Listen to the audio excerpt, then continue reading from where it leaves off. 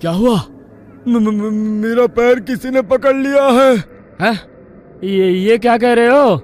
कहते हुए उसने अपने मोबाइल का टॉर्च मनदीप के पैर की तरफ किया तो वहां पर रस्सी थी। उसे देख दोनों हंसने लगे। तेरा मन नहीं था ना आने का, इसलिए तू रस्सी से भी डर रहा है। कुछ नहीं, अंदर चलकर देख, यहाँ का आर्किटेक्ट कितना अच्छा है। कहते हुए वो उसका हाथ पकड़कर उसे अंदर ले गया। वे तीनों चर्च घूम ही रहे थे कि अचानक चर्च की लाइट जलने बुझने लगी। अरे, यहाँ पर लाइट कैसे आ गई?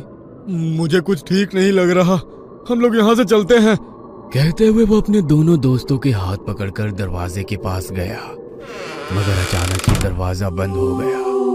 तीनों दरवाजा खोलने की कोशिश कर रहे थे, मगर दरवाजा नहीं खुल रहा था। अरे, ऐसे कैसे हो सकता है? अभी तो ये दरवाजा खुला था। किसने बंद किया? प्लीज हेल्प, हमें डराने की कोशिश मत करो। कोई और रास्ता होगा यहाँ से निकलने का, ढूंढकर वहां से निकल जाते हैं। कहते हुए जतिन जैसे ही पलटा, दहशत के कारण उसकी आंखें फटी की फटी रह गई। उसने देखा उसके सामने एक नन खड़ी हुई थी। वो अपनी बड़ी बड़ी लाल आंखों से उन लोगों को घूरने लगी। ये क्या बला है, भागो यहाँ से।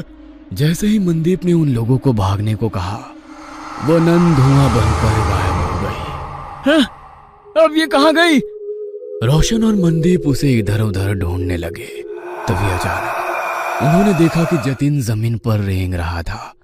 उसकी आंखें नन की तरह ही लाल थी, चेहरा पूरा सफेद और हाथ पैरों की चमड़ी जली हुई। उसे देखकर वे दोनों डर गए और चीखते हुए वहां से बाहर निकलने की कोशिश कर रहे थे, मगर उन्हें चर्च से बाहर निकलने का कोई रास्ता नजर नहीं आ रहा था।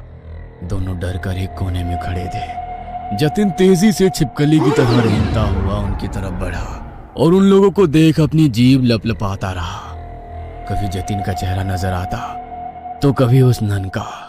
हमने तुम्हारा क्या बिगाड़ा है? छोड़ दो हमारे दोस्त को, हमें यहाँ से जाने दो प्लीज, हमें यहाँ से जाने दो, हम कभी यहाँ नहीं आएंगे। कहते हुए मनदीप ने उस नन के आगे हाथ जोड़ लिए। नन उसे देख मुस्कुराने लगी। उस नन ने मनदीप का हाथ पकड़कर उसे अपनी ओर खींचने की कोशिश करी, मगर मनदीप के हाथ में गुरुद्वारे का पवित्र कड़ा था। उसे छूते ही नन को तेज झटका लगा और वो जमीन पर गिर गई और वो नन धुआं बनकर जतिन के शरीर से बाहर निकल गई।